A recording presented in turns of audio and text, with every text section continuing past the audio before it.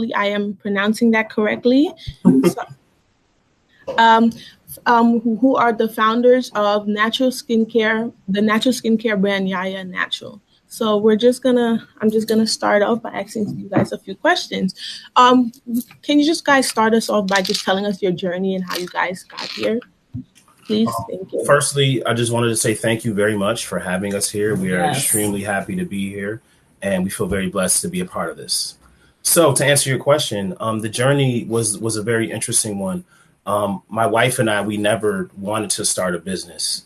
We really just thought it looked like a lot of work and it looked very, very hard. And we're like, you know what? It's okay. We can just like live our lives and try to do things differently. But we started making our own whipped shea frosting at home. And it's a little bit different than shea butter. The composition is different. The feel is different.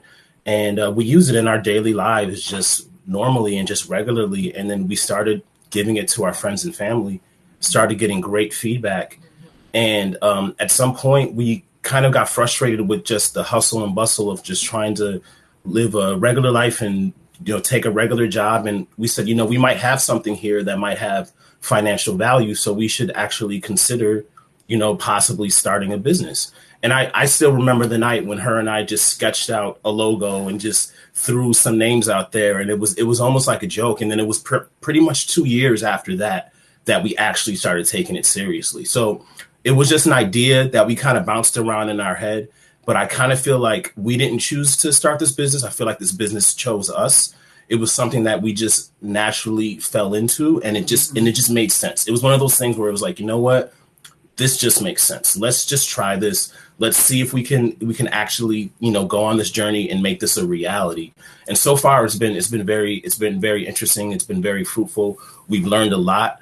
And when Nicole speaks, she'll tell you she really use the tools of the internet to really learn how to start a business and how to operate a business. And that's one of the best things that allowed us to rapidly start this company was we were able to use the tools of the internet to learn small business very quickly. Mm-hmm. So it's a bit of a long-winded answer, but that's our journey in a nutshell.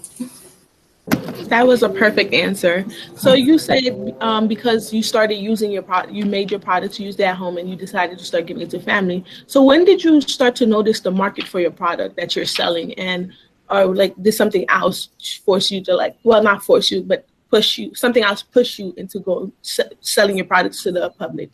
Mm-hmm. So when we were first brainstorming, as Alex said, we looked into the market immediately. That was one of the first things we wanted to see, is there something that we can solve? So when you take a lot of marketing courses and the free classes by Target and other major corporations, they always mention, are you solving an issue? Is your product different than other people or other companies' products? So we looked at the market immediately. We saw that shea butter was all over the place. It's in food, it's in cosmetics, it's everywhere. And then we saw the cosmetic side specifically for whipped shea butter. And then we went in through that way. And what was the second part of the question? You basically answered the question.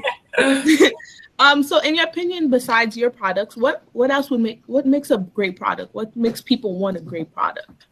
I think people develop a sense of brand loyalty, from just the quality of the product. And right. If there's other products similar to it, there's something, either the quality of your product separates it from the competition, or there's some unique twist or some aspect of your product that makes it very unique and original. As Nicole just mentioned, you're solving a problem, or sometimes what I say, you're filling a void. So you kind of find a void in the world and fill it. If you can fill a void, you can sell. You can create a business. So essentially, once we discovered that the market was good and we created our product, we had to keep those things in mind. Like, what makes our product different from all the other shea butters? What's going to make us be more distinct? And that was really that's the key, I think, to any business is just differentiating yourself from the competition in a unique and original way. And sometimes it's not super complicated. I always give an example of Justin peanut butter cups. I love those peanut butter cups. Why do I eat those more than Reese's peanut butter cups? The quality is just different. The presentation is different. The taste is different. You know, just looking at other products and seeing why is this one ahead? Why is Chipotle better than, you know, has more than all the other Mexican restaurants? Just like analyzing that and just looking what other businesses do is a good way to focus in on what makes a product really, really sell. Okay, so you mentioned how you have many competitors. So in this day and age, there's very much a lot of natural skincare products, right? So how do you, as a natural skincare company, continuously engage with your customers and make them excited about buying your product? Great question. So social media is about takes up the majority of that answer. So throughout any process, when you have a business, you have to figure out how to market and where the people are is what they kind of tell you. And right now, everyone is on social media: Facebook, Instagram, TikTok, Pinterest, Google, which are just search engines rather than social media, but still. So we had to figure out a way to dive really hard into social media to continuously come up with content. And today, videos are really big. TikTok is huge. Instagram Reels are really huge. Because we found out that customers like videos. They like how-to videos. They like to see how you're creating it, how you're packaging your materials, or how you're packaging your products. And that's just one way that we continuously stay engaged. We also have a live chat on our website. So if someone does have a question, we can answer it right away. Don't tell anyone, but we're the ones answering it. It's not a bot. So it comes directly to our phone and we answer these questions. And then answer emails. Yeah, we answer emails, anything that comes in. It's mostly a lot of other marketing companies trying to get us as a client, but we still respond back to everyone. And then also through email marketing. So before just answering emails, but we send out an email once every month. We probably should make it more frequent as we continue to scale, but we constantly do email marketing as well. So there's a lot of different ways that you engage, but right now everyone is focused on social media because it has a lot of power, unfortunately. Thank you. The fact that you guys are doing the live chat yourself is very much impressive, and I appreciate that. So with the rise of the Black Lives Matter movement and the media taking note of ongoing systematic racism in this country, how has that affected your business, and in which way in the way you run it too? Sorry about that. Okay. So has it affected your business in the way in which you like choose to run it and advertise to the people? I think last year was a very difficult and tragic year for a lot of different people. And unfortunately, I hate to think of something so negative as a positive, but I would say that the result of everything that happened in the Black Lives Matter movement and all the tragedy was a focus and a refocus on Black businesses, and especially small independent Black businesses. And a lot of people have reached out, like, you know, whether it be family and friends or just a lot of people have turned to invest into small Black businesses. Mm-hmm. And I think we'll probably talk about it later, but we ended up partnering with someone who basically found us because they wanted to, you know, focus more on small Black businesses. So for us, it's been a blessing. You know, it's has definitely shown a light on businesses and the struggle that we've had to, you know, deal with as a people and as a culture. And when it comes down to money and finance and the supporting of business, it's kind of like the cornerstone of how to allow us as Americans to kind of all work together. We need to all be kind of have the same opportunities, and our businesses need to be able to thrive on the same level. So this is just I think it's just really recalibration of where society should be. I think that Black businesses have always kind of been at a small disadvantage, actually a large disadvantage. So all of this attention is really just making things more level. It's not like we're getting more advantages than other businesses. We're just getting the opportunities that other non-Black businesses have always enjoyed for hundreds of years, really. I love the fact that you brought up the fact that we're not getting ahead of them. We're just getting the opportunity that we're missing out on. I agree 100% with that. So what is a 5-year goal that you have? Oh my goodness, English today. Sorry. What is a 5-year goal for your brand? And that is, and if you do not have a 5-year goal, what is one big goal you wish to accomplish for your company and brand? So 5-year, but I would like to make it a 2-year goal. I love that. scaling up to have a lab, or we call it a lab because we are science people, but a warehouse, like a large place so we can dole out some wholesale orders. Our business has just started getting into the wholesale sector, and we need more space. So that's one of like the long distance terms. Also, we would like to be on some shelves of some stores that share the same mission that we have. So we would love to have our product in stores, and then continue to sell internationally. Right now, we're more so selling in the US, but trying to branch out to other communities, specifically toward Africa, to the communities where we purchase and we get our shea butter directly from, and just work more with that. I'll go into a little bit of this now. We did plan on last year, but Corona took over, to go back and forth to the farm that we actually source our shea butter from, and just visit these women and shower them with gifts and talk to them and all this stuff, but everything happened. So in the 5, 6 year, 10-year plan, that's definitely going to be on the list of just a continual relationship with these people and going back and forth and seeing them in person instead of kind of just taking what they have and selling it. Like, continue to feed into the people who actually give us a business. I do hope to see your products in the next 2 years on the shelves. Yeah. Okay, so what is something that you wish you knew before starting your business? And also, what was the main concern you had when starting the business? I'm going to say the main concern that we had, and like I said, I started off our journey, was that we didn't want to be business owners. And the reason was because it's time consuming. It takes a lot of work. We're married, and adding a business partnership on top of a marriage can further complicate things if things don't go well, and if you don't know how to work with each other. So these were all factors that contributed to the fact that we were, hesitant to pursue this, career. But, I think what happened was all of those negatives were not as negative as the other path that we were currently in, which was just the, 9 to 5, working for a company and just dedicating your life to that. That had a higher degree of negativity than this attempt to start a business. So I think that's what ended up, pushing us in that direction. I think one thing that I wish that I knew before we started, Social media. Yeah, well, okay. So I have to be honest. My wife does all the social media, and she knows I hate social media, and but you cannot survive without it. Right. So I kind of wish I knew how important it was. Just literally it creates sales. And I do the email marketing because I'm more comfortable with that.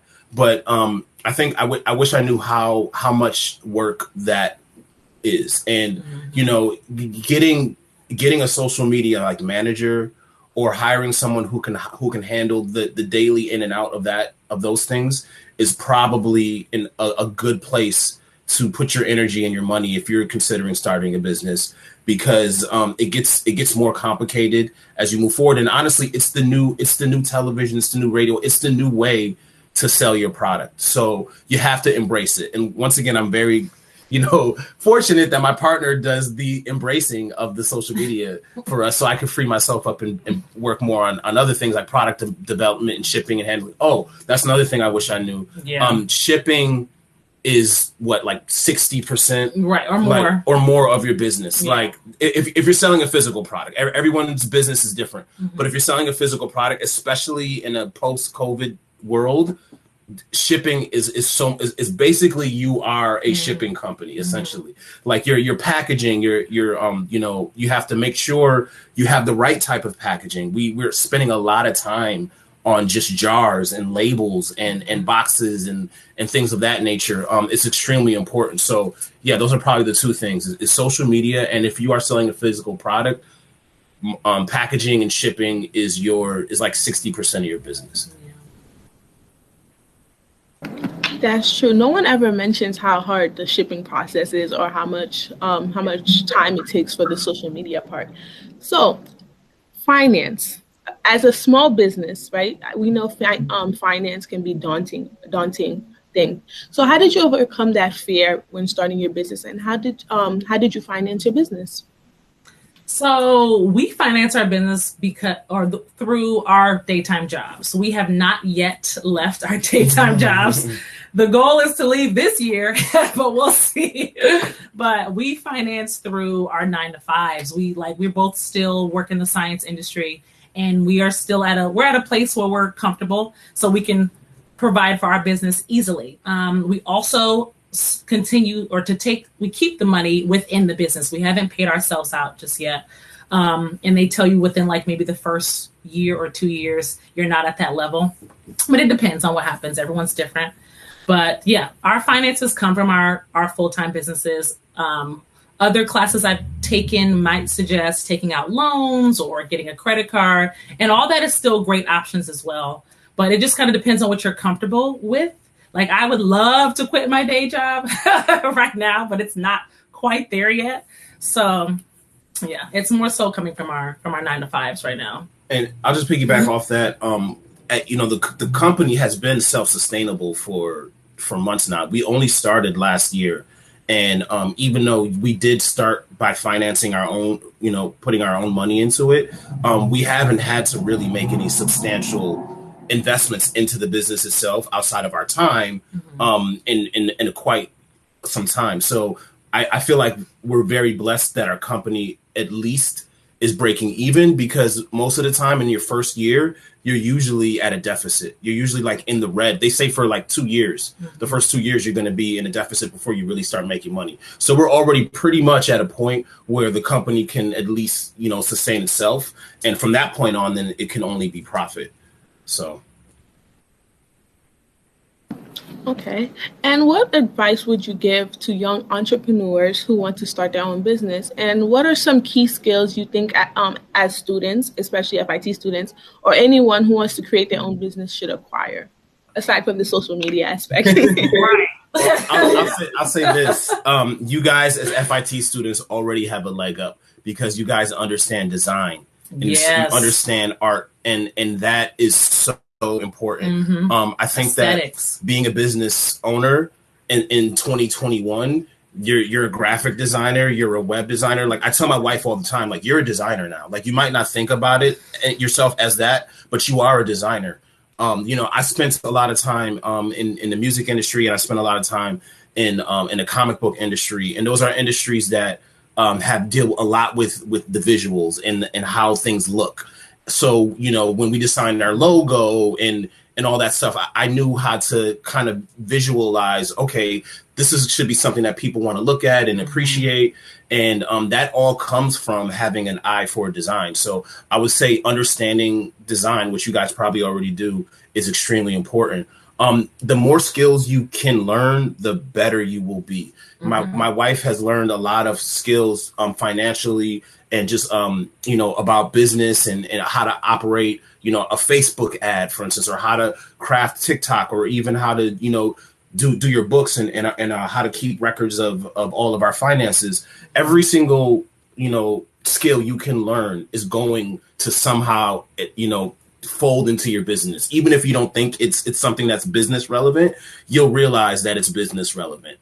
Nicole's taking a lot of photos, for instance. She takes our product photography. She wasn't really taking a lot of photos of that nature before, and that's something that she's learned. So it's a great way to become a more sophisticated person, because it forces you to study other skills. And now the information is kind of decentralized, where you can find a YouTube video, you can find an article. It's really difficult not to be able to find what you're looking for on the internet at this point. If you have a question, you can find it. And if you can't find it on the internet, you can find someone who can help you with it or point you in the direction of how can I acquire this skill. So some people say, jack of all trades, master of none. I've never believed that.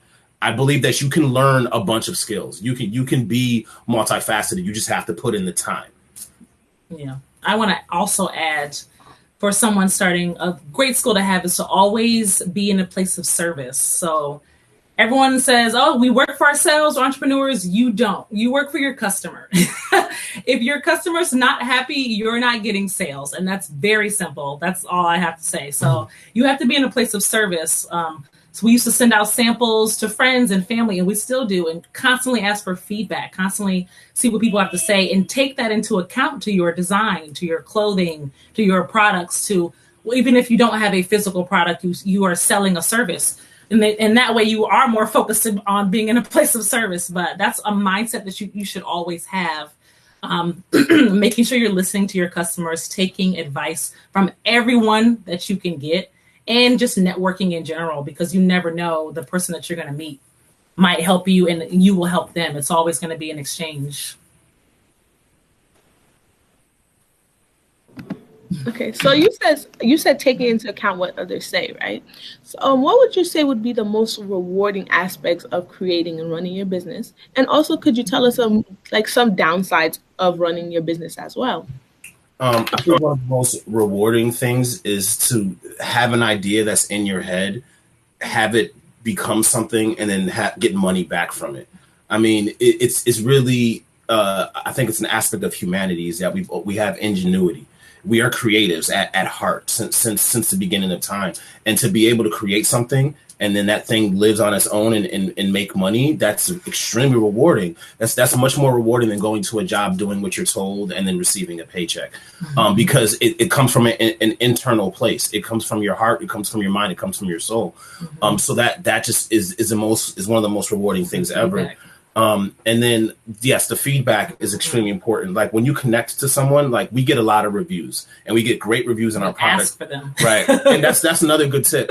Get as many reviews of your product as possible and use those reviews. Like you can someone can send you a text like, hey, I love the product. You can take that quote, make it a quote and make it an Instagram post or put it on your website. Like anytime someone says anything positive about your product, ask them, hey, can I put that on my website? Can I put that on my Instagram? And most of the time they'll say, sure. And just you recycle all of that positive feedback, because not only does it make you feel good as a business owner, but it lets the people who are interested in your product say, oh, wow, there's real human beings that are benefiting from this product. Maybe I should take a look at it. Transparency is key. Right. Like we're on our Instagram page. I'm kind of like a shy person. I don't really want to be on there all the time, but we put ourselves out there because that's another thing. That's an aspect of modern days that people want to see the people behind the product. So it's important that we get that feedback. So, but to answer your question, just basically the feeling of someone, feeling that they received like healing. Our product is about healing. It's about upliftment and just, body positivity as well. And just hearing people say those things back to us is extremely rewarding. Okay, thank you. So you said you mentioned uplifting, and that I'm going to use that to push us into our next question. So I know that sometimes, yes, uplifting, but sometimes things do go wrong. So can you tell us about a time like things were rough and you had to make a tough decision, and how did you go about like fixing that decision? Let's see. A tough decision. I would say when it comes to the legal aspects, your certifications, your taxes, all of that stuff is really tough and really hard. And if you start your business before getting all of the legal certifications and your business licenses and all of that stuff, it's going to be really difficult. So then you have to go back and try and apply all of that and work through it. Also, tough decisions also come with whether you want to have someone else do it for you or whether you want to do it yourself.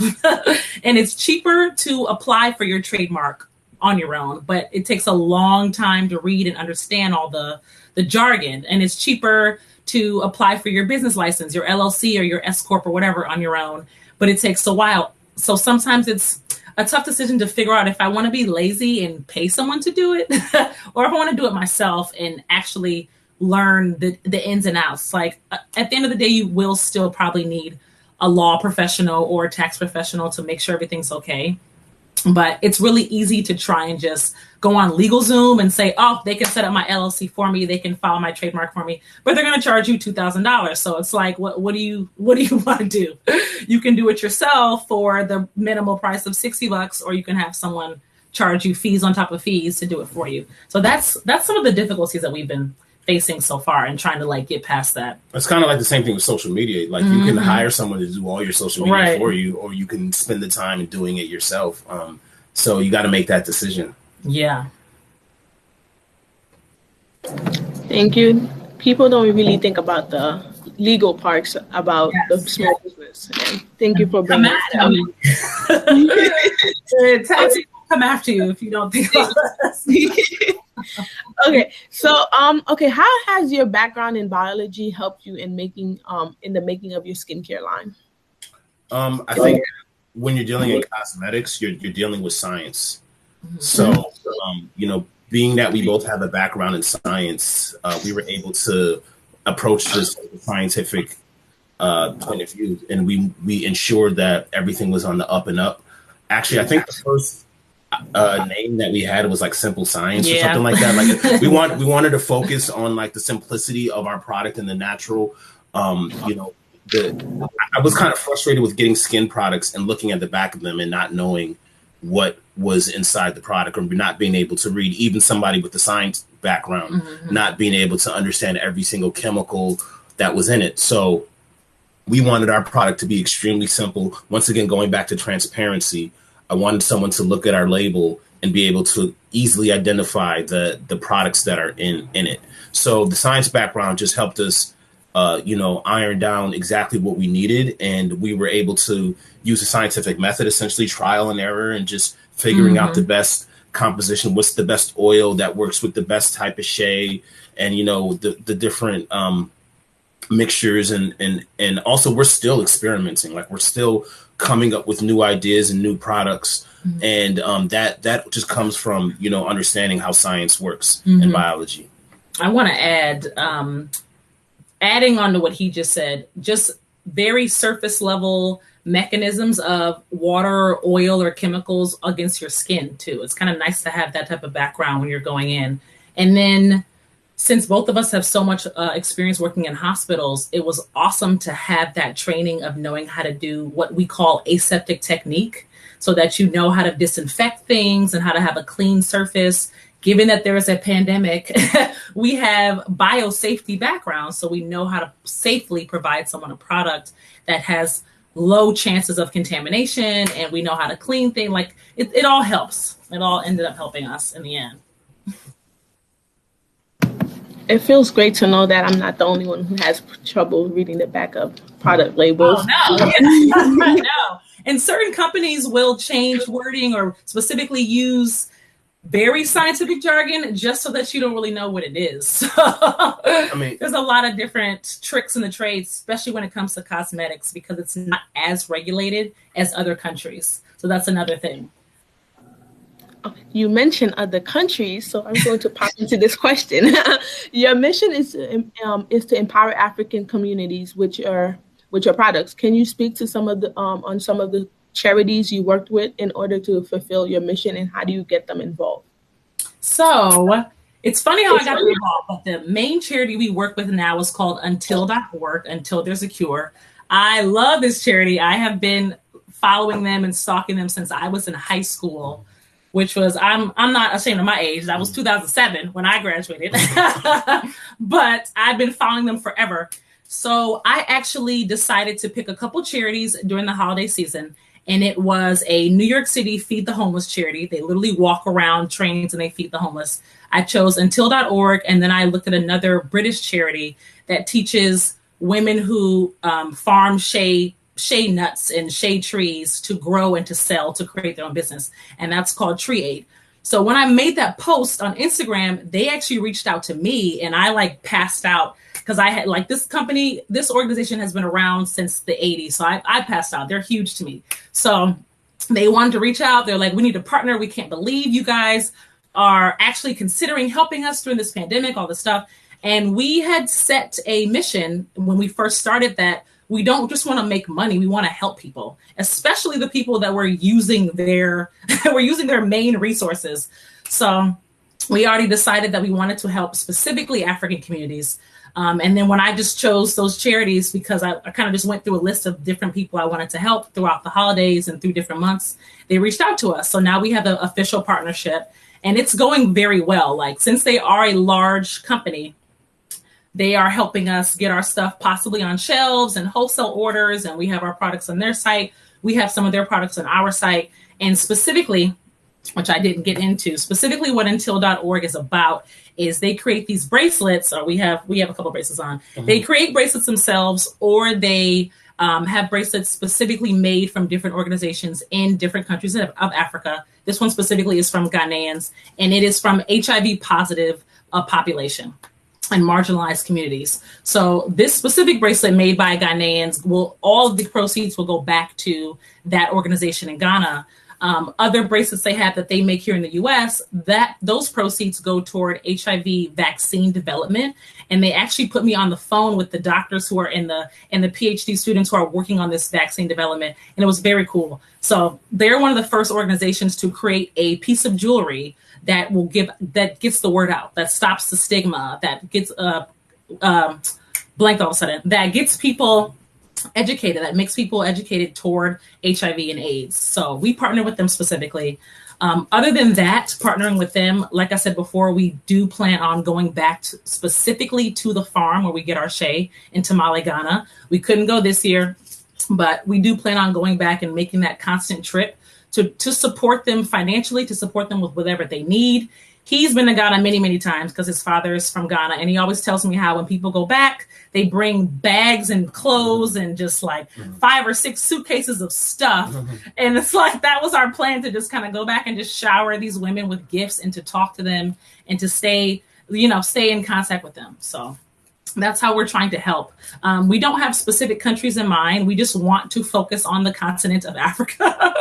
But if anything comes up, we look at it, we give it a chance, we read through it, and we try and support however we can. I love that, because no one ever thinks about giving back to the source of their product. Right. And if it wasn't for them, we wouldn't have a product. Thank you. Okay. So your second mission is to protect the planet for the next generation. Thank you. Why is it important to you, and how are you doing that through your products? I think it's all about sustainability and being socially and environmentally conscious. We were a plastic-free company. We've unfortunately had to use some minimal plastic, but for the most part, we use only recyclable products. Yeah. We strive to make sure all of our items are reusable. We even make Instagram posts showing how people can take our jars once you're done with the shea butter and reuse them for different reasons and everything. Always just remembering to stay green and, leaving the earth better for the next generation. I think that's really important to us. Mm-hmm. So, and it's also important to our customers. So when you incorporate these things into your brand, whether it be, being environmentally conscious or having all natural ingredients, you can then market that to your people. So once again, we are marketing the fact that we are a socially conscious brand. So if someone's looking at another shea butter that doesn't have that, maybe they'll choose ours because we're putting it in the forefront and letting people know that that's part of who we are. Yeah. Well, that was the last question on my end. We're going to turn it to the audience, to anyone who has any questions. And while we're waiting for them to come up with questions, I do have one personal question myself. Why YaaYaaNatural? So YaaYaa is the name of a woman born on Thursday, a Ghanaian woman born on Thursday. We were brainstorming, as he said before, our first name was Simple Science. And then we're like, it's not really warm. It feels kind of cold. And we didn't really want people to think of like hospitals and like beakers when they think of our brand. So we wanted something that sounded and put the idea across of natural, earthy, just in general in the air. And then we said we wanted to specifically use our culture and use a Ghanaian name. So since the day we chose it was Thursday, we went through all the names of women born on Thursday, and we chose YaaYaa and then added natural to it. Also, just with going back to the whole branding concept, I like alliteration and repetition. Yeah. Just coming up with a word that is unique, but also can be easily said by people and easily recognized was just part of just marketing 101. So that's essentially how we came up with the name. Thank you so much for answering my question. Does anyone else have any questions? And also, I'm going to put your a link to your site in the chat. Okay. it seems that someone raised their hand to ask a question. So you could just turn on the mic. Hi. Yeah, this is Yasmin.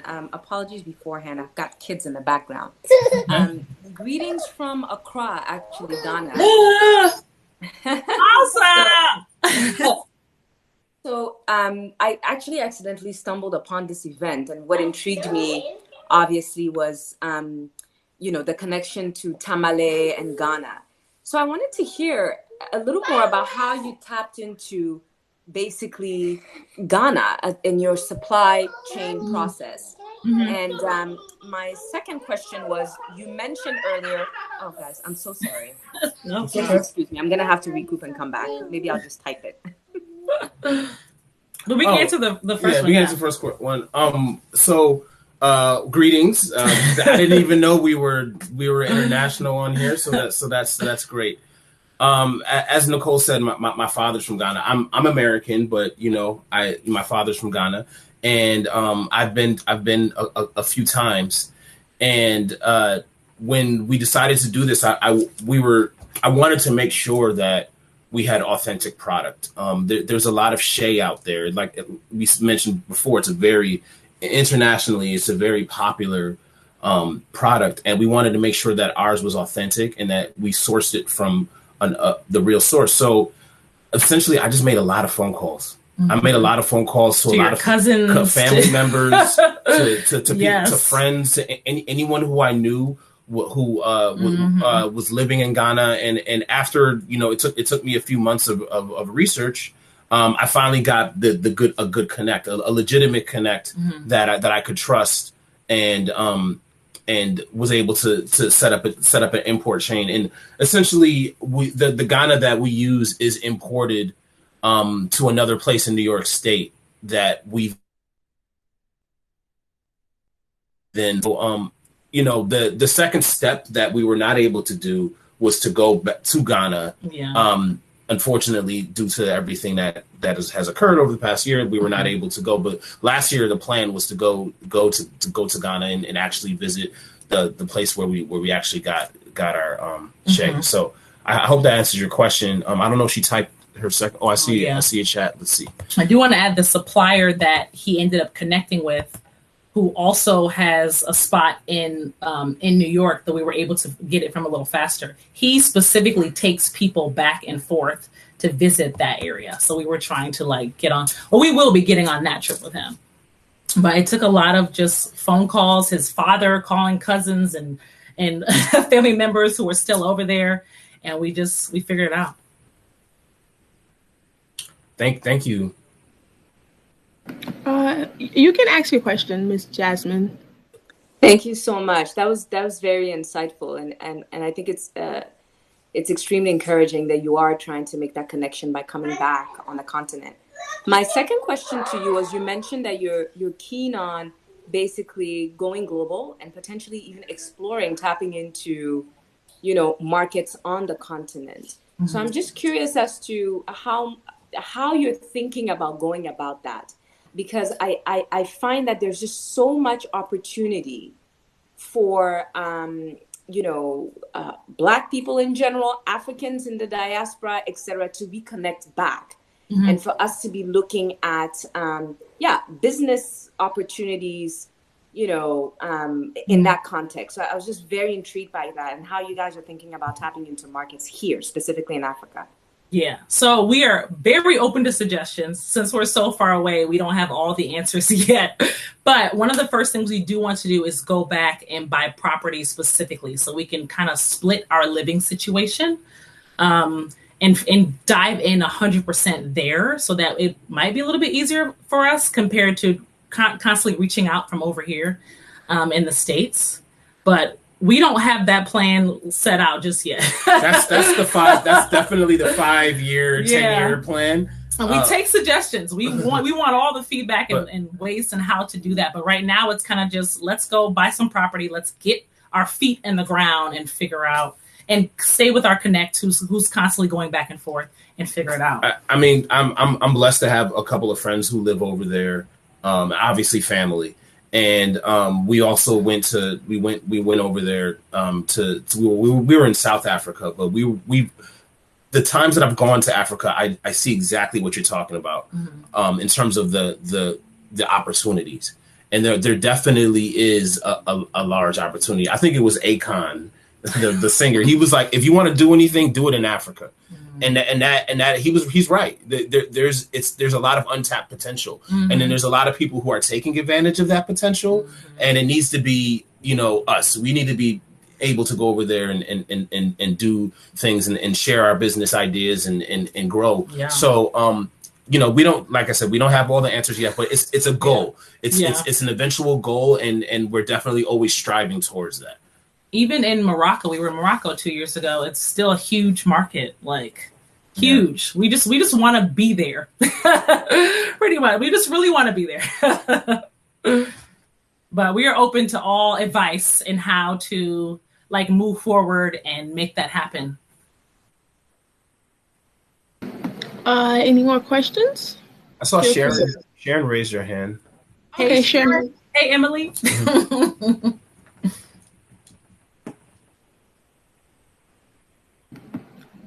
Sharon, if you do have a question, you're free to ask.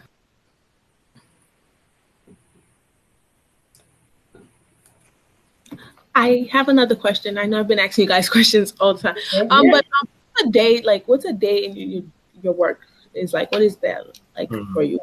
Okay. Yeah. We'll answer. We'll both answer. I'll say that every day is different. Like I said, we have our tasks delineated separately. So for me, shipping is one of the big things for me. So I have to go to the post office like probably every other day just to make sure we get all of our shipments out. Monitoring the email chain is something that I do as well. Another thing is also kind of coming up with the product, sourcing the shea and also trying to come up with, different product jars and things like that. Like I do a lot of, I guess you could say research and development, I guess would be my sector in terms of the company. But the nuts and bolts is this one over here. And she'll probably explain what her day is like. So I start off by checking the website because you can make money in your sleep. When you sell a physical product, your website's always rolling. Start off checking you have any sales. If you do, then you wrap those, you get those ready. I send it over to him or I pass it over to him. He takes it to the post office. Other than that, it's prepping. You need to look up if you have enough boxes. You will never have enough boxes for your product ever. You have to make sure that your glass jars aren't on some sort of everyone's not sold out. And that's what recently happened to us last week. There's some national shortage of glass jars because everyone's at home cooking, I guess. So we had to change the shape. So it's like, researching new products, stocking up on everything. We do not make to order.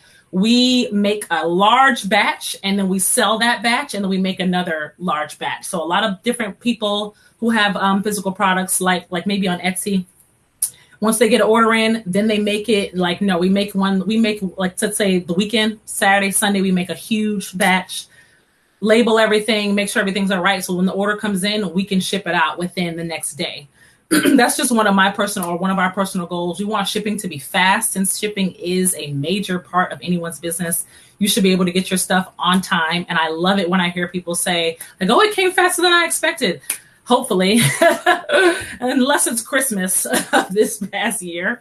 But since my product is already made, I'll wrap up a product, pass it over to him. He'll take it to the post office. And then maybe we get on a call with our partners. Like I said, Until.org, they're in California. So we constantly have calls with them to see how we can help each other's business. And then some of it is kind of spent on running advertisements, Google ads, YouTube ads, Facebook, which is also Instagram, Pinterest, and just making sure you're constantly engaging with people through online. If, I guess when COVID eventually ends, hopefully we'll go back to doing some venues and we'll be at some farm and festivals, and that can be included into it as well. But that's more of a typical day. Other than that, we are working our full-time jobs around all of this. So it does make it a little difficult, but just don't tell my boss I'm here right now. We'll be okay. We'll be all right. But yeah. Thank you so much. If there's no more question, I guess we can end here. So thank you, Miss Jasmine, for coming internationally, and thank you again, Nicole and Alex, for coming here and educating us and giving us a little background about your product. So it was that it is English, and that is all. We hope to see you guys again at 1:00, where we will have Tony Toyin. Oh, I cannot pronounce it. Who is the founder of an active brand? So I hope to see you all at 1:00. Thank you, Francis. Thank you, everybody. Thank you so much. Happy Friday, everyone. Happy Friday. Thank you.